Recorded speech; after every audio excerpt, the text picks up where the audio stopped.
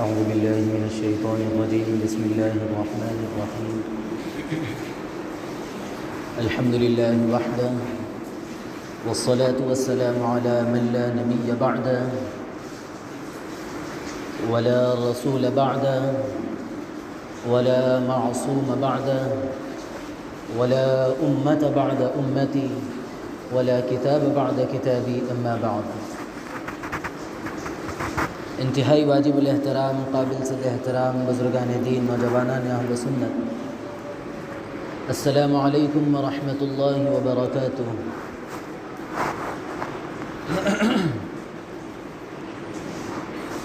آج 16 ذی الحج ہے۔ آج سے 2 دن بعد 18 ذی الحج۔ یہ 18 ذی الحج وہ دن ہے کہ جس کے اندر حضرت عثمان رضی اللہ عنہ شہید ہوئے تھے۔ تاریخ کا وہ ایک المناک باب ہے ان کی شہادت۔ یہ حضرت عثمان رضی اللہ عنہ وہ صحابی ہے جن کو ذو النورین کے لقب سے نوازا گیا، اس وجہ سے کہ ان کے گھر رسول اللہ صلی اللہ علیہ وسلم کی 2 بیٹیاں گئی تھیں، اور ذو الحجرتین بھی کہا گیا کہ حضرت عثمان رضی اللہ عنہ نے 2 مرتبہ ہجرت کی، ایک حبشہ کی طرف اور ایک مدینہ منورہ کی طرف۔ اور حضرت عثمان رضی اللہ عنہ کو ذو البشارتین بھی کہا گیا کہ حضرت عثمان رضی اللہ عنہ کو 2 مرتبہ رسول اللہ صلی اللہ علیہ وسلم نے آپ کے جنت کے واجب ہونے کو بتایا تھا، لیکن حقیقت یہ ہے کہ حضرت عثمان رضی اللہ عنہ کو بشارت صرف 2 مرتبہ نہیں بلکہ 11 مرتبہ ملی ہے، اور 1,24,000 صحابہ میں جو سعادت حضرت عثمان کو ملی ہے کہ 11 مرتبہ جنت کی بشارت ملنا، یہ کسی صحابی کو نہیں ملی ہے، یہ صرف اور صرف حضرت عثمان رضی اللہ عنہ کو ملی ہے۔ حضرت عثمان رضی اللہ عنہ وہ عظیم شخصیت ہے کہ آپ نے جس ہاتھ سے رسول اللہ صلی اللہ علیہ وسلم کے ہاتھ کو پکڑ کر اسلام قبول کیا تھا، اس ہاتھ کو کبھی اپنی زندگی میں اپنی شرمگاہ کو نہیں چھوا تھا۔ اور حضرت عثمان رضی اللہ عنہ وہ باحیا انسان ہیں کہ آپ نے کبھی بھی مکمل برہنہ ہو کر کبھی آپ نے غسل نہیں کیا۔ حضرت عثمان رضی اللہ عنہ وہ عظیم شخصیت ہے جنہوں نے اسلام لانے کے بعد تو خیر، اسلام لانے سے پہلے بھی نہ کبھی کسی کو گالی دی، نہ کبھی کسی کو برا بلا کہا، نہ کبھی شراب پی ہے، نہ کبھی کوئی گناہ کیا ہے۔ یہ حضرت عثمان رضی اللہ عنہ وہ ایسی عظیم شخصیت ہے۔ اور حضرت عثمان رضی اللہ عنہ کی رسول اللہ صلی اللہ علیہ وسلم سے 6 رشتہ داریاں ہیں، آپ کے والد کی طرف سے، والدہ کی طرف سے، اور اولاد کی طرف سے بھی آپ کی رشتہ داریاں ہیں۔ والد کی طرف سے یہ رشتہ داری ہے کہ رسول اللہ صلی اللہ علیہ وسلم کے جو 5ویں نمبر کے جو دادا ہے عبد مناف، یہ عبد مناف پر جا کر حضرت عثمان رضی اللہ عنہ کا بھی سلسلہ نسب جڑ جاتا ہے۔ یہ والد کی طرف سے رشتہ داری ہے، اور والدہ کی طرف سے یہ رشتہ داری ہے کہ حضرت عثمان رضی اللہ عنہ کے جو والدہ تھی عروہ، ان کی جو والدہ تھی یعنی حضرت عثمان رضی اللہ عنہ کی نانی بیضہ، یہ رسول اللہ صلی اللہ علیہ وسلم کے والد حضرت عبداللہ کے ساتھ جڑواں پیدا ہوئی تھی۔ گویا حضرت عثمان رضی اللہ عنہ آپ کی پھوپھیزاد بہن کے لڑکے تھے۔ اسی طرح رسول اللہ صلی اللہ علیہ وسلم کی یہ 2 رشتہ داریاں ہوئی۔ تیسری رشتہ داری رسول اللہ صلی اللہ علیہ وسلم کی 2 بیٹیاں حضرت عثمان رضی اللہ عنہ کے نکاح میں گئی، اور جب پہلی بیٹی کا انتقال ہوا تو پھر رسول اللہ صلی اللہ علیہ وسلم نے حضرت عثمان رضی اللہ عنہ کو کچھ غمزدہ دیکھا تو فوراً دوسری بیٹی کا بھی نکاح کر دیا، اور جب دوسری بیٹی کا انتقال ہوا تو اللہ کے نبی علیہ الصلاۃ والسلام نے اس وقت ارشاد فرمایا کہ اگر میری 40 بیٹیاں ہوتی تو یہ کے بعد دیگرے کر کے تمہارے نکاح میں دے دیتا. کیوں؟ اس لیے کہ مجھ سے بہتر خسر اور تم سے بہتر داماد کوئی نہیں ہے. ابن حجر نے کہا ہے، جس کو شاہ ولی اللہ محدث دہلوی نے لکھا ہے، کہ حضرت آدم علیہ السلام سے لے کر اللہ کے نبی علیہ السلام تک کسی نبی کی 2 بیٹیاں کسی ایک شخص کے نکاح میں نہیں گئی ہیں سوائے حضرت عثمان رضی اللہ عنہ کے. یہ رسول اللہ صلی اللہ علیہ وسلم کی خاندان نبوت یعنی رسول اللہ صلی اللہ علیہ وسلم سے 4 رشتہ داریاں بھی، 2 بیٹیوں کی طرف سے اور ایک والد کی طرف سے اور ایک والدہ کی طرف سے. اور تیسری 5ویں رشتہ داری جو رسول اللہ صلی اللہ علیہ وسلم سے حضرت عثمان رضی اللہ عنہ کی ہے، وہ یہ ہے کہ حضرت حسین رضی اللہ عنہ کی ایک بیٹی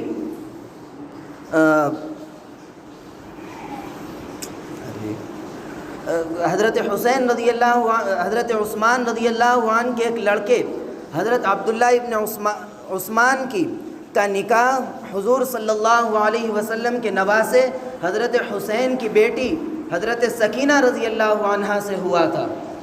یہ رسول اللہ صلی اللہ علیہ وسلم سے حضرت عثمان رضی اللہ عنہ کی چھٹی رشتہ داری ہے. اور حضرت حسین رضی اللہ عنہ کی ایک بیٹی فاطمہ، ان سے اللہ کے نبی یہ حضرت عثمان رضی اللہ عنہ کے پوتے عبداللہ ابن عمر ابن عثمان کا نکاح ہوا تھا. یہ رسول اللہ صلی اللہ علیہ وسلم کی حضرت عثمان رضی اللہ عنہ سے 6 رشتہ داریاں ہیں. اس کے علاوہ ایک اور رشتہ داری ہے جو ان تمام رشتہ داریوں پہ بھاری ہے، وہ یہ ہے کہ حضرت عثمان رضی اللہ عنہ نے ایمان کی حالت میں جناب نبی کریم علیہ السلام کا دیدار کیا. اس کی وجہ سے حضرت عثمان رضی اللہ عنہ کو جو صحابیت کا مقام ملا وہ ان تمام رشتہ داریوں سے بڑھ کے مقام ہے. اور ایک چیز اس میں یہ ذہن میں رکھنی چاہیے کہ کوئی شخص اپنی بیٹی کا نکاح اگر کسی سے کرتا ہے تو یہ دیکھ کر کرتا ہے کہ یہ خاندان شریف ہے یا نہیں ہے. بہت ساری چیزیں دیکھ کر کرتا ہے. آپ بتائیے کہ رسول اللہ صلی اللہ علیہ وسلم نے جس شخص سے نکاح کیا، اور رسول اللہ صلی اللہ علیہ وسلم کا خود ارشاد ہے کہ آپ نے ارشاد فرمایا کہ میں نے اپنی کسی بیوی سے نکاح اور اپنے بچوں کا کوئی نکاح وحی کے آنے تک نہیں کیا. یعنی جس سے بھی رسول اللہ صلی اللہ علیہ وسلم نے نکاح کیا اور اپنے بچوں کا نکاح جن لوگوں سے کیا ہے وہ اللہ رب العزت کی طرف سے وحی آنے کے بعد کیا اور وحی کے مطابق کیا ہے. اگر کوئی شخص حضرت عثمان رضی اللہ عنہ کی صحابیت پر انگلی اٹھاتا ہے تو بتاؤ، تم اپنے اوپر تو اعتبار کرتے ہیں لیکن اللہ اور اس کے رسول صلی اللہ علیہ وسلم کا جو انتخاب ہے اس انتخاب پر انگلی اٹھانے والوں پر خاموش ہے. غور و فکر کی چیز ہے. اور دوسری فضیلت حضرت عثمان رضی اللہ عنہ کی، حضرت عثمان رضی اللہ عنہ کی طرف سے اس جناب نبی کریم علیہ السلام کے دور میں 5 بشارتیں ملی تھی. ایک مرتبہ کا واقعہ ہے کہ حضرت عثمان رضی اللہ عنہ اور اللہ کے نبی اس وقت 1400 صحابہ عمرے کے لیے تشریف لے جا رہے تھے. راستے میں روک دیا گیا کہ جاؤ ابو سفیان سے اجازت لو، عمرہ کریں یا نہ کریں.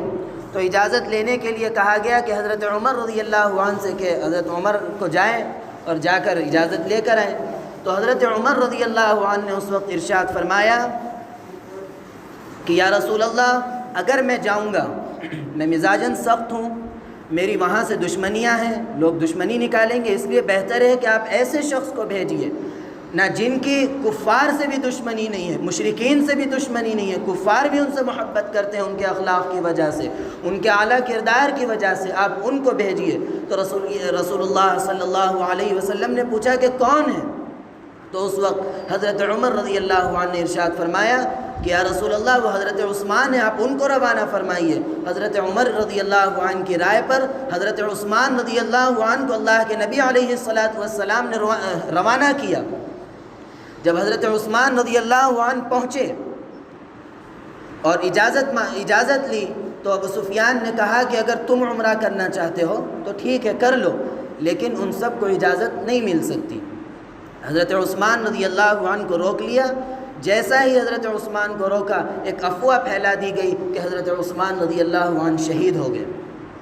فوراً رسول اللہ صلی اللہ علیہ وسلم صحابہ کو جمع کیا، جمع کر کے سب سے بیعت لی کہ ہر شخص حضرت عثمان رضی اللہ عنہ کے قتل کا بدلہ لینا ہے۔ اس پر تمام صحابہ متفق ہوئے، بیعت ہوئے، جس کے بارے میں قرآن کہتا ہے لَقَدْ رَضِيَ اللَّهُ عَنِ الْمُؤْمِنِينَ إِذْ يُبَايِعُونَكَ تَحْتَ الشَّجَرِ، جن لوگوں نے اس درخت کے نیچے بیٹھ کر اللہ کے نبی علیہ الصلاۃ سے بیعت کی ہے، ان سب سے اللہ راضی ہے۔ جنت کی بشارت صرف حضرت عثمان رضی اللہ عنہ کی وجہ سے، کیونکہ حضرت عثمان رضی اللہ عنہ کا بدلہ لینے کے لیے یہ صحابہ تیار ہوئے، جس کی وجہ سے اللہ رب العزت نے ان کے لیے جنت کی بشارت دے دی۔ اس کے بعد آگے وَأَنزَلَ السَّكِينَہ ہے، اللہ رب العزت نے ان پر دوسری نعمت جو حضرت عثمان رضی اللہ عنہ کی وجہ سے ملی، اللہ رب العزت نے ان پر سکون کو طاری کر دیا۔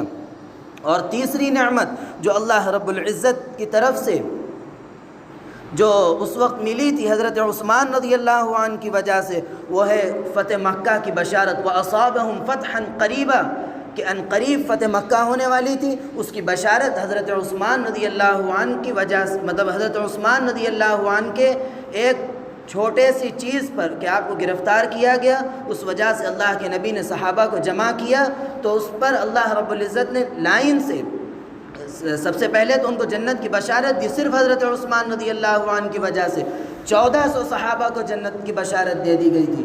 دوسرا انعام سکون ان پر طاری کر دیا گیا تھا، اور چوتھا انعام یہ دیا گیا کہ ان کو فتح مکہ کی بشارت دی گئی، اور اس کے بعد چوتھا انعام یہ دیا گیا کہ غزوہ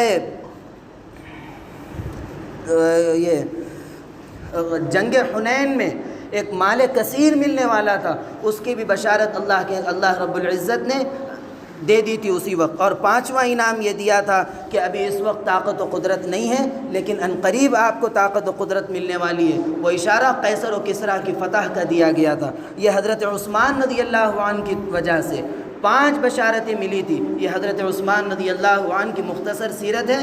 انشاءاللہ یہ تو صرف رشتہ داریاں اور حضرت عثمان رضی اللہ عنہ کی طرف سے جو انعامات ملے ہیں، یہ ان انعامات کا تذکرہ ہے۔ انشاءاللہ آئندہ حضرت عثمان رضی اللہ عنہ کی خلافت کے اور شہادت کے واقعات آئیں گے۔ اللہ رب العزت ہمیں صحابہ کی قدردانی اور ان کی عزت کرنے کی توفیق عطا فرمائے۔ آمین۔ وآخر دعوانا ان الحمد للہ رب العالمین۔